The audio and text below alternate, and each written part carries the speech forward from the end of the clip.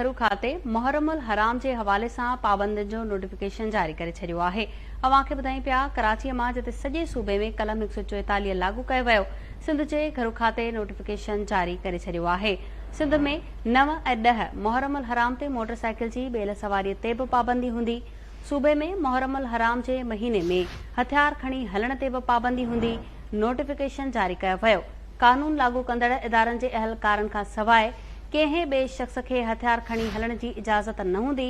मजलिसनि ऐं इमाम बारगाहुनि खां अलावा 5 खां वधीक माण्हुनि जे गॾु थियण ते बि पाबंदी लागू कई वई आहे।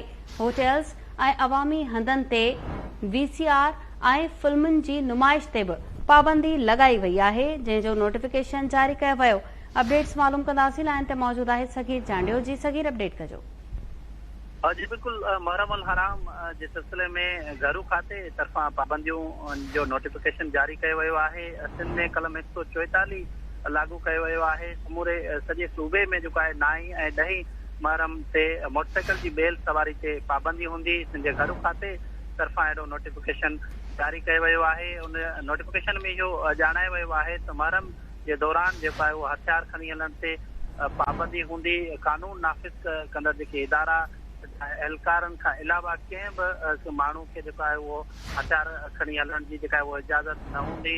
उनखां अलावा मजलिसनि ऐं इमाम बारगाह खां अलावा 5 माण्हुनि खां वधीक जेके किथे बीठल हूंदा उन ते पाबंदी जो नोटिफिकेशन जारी कयो वियो आहे। जे घरू खाते पारां अहिड़ो नोटिफिकेशन जारी कयो वियो आहे। जी सगीर जांडियो, तफ़सील ॿुधाइण लाइ महिरबानी।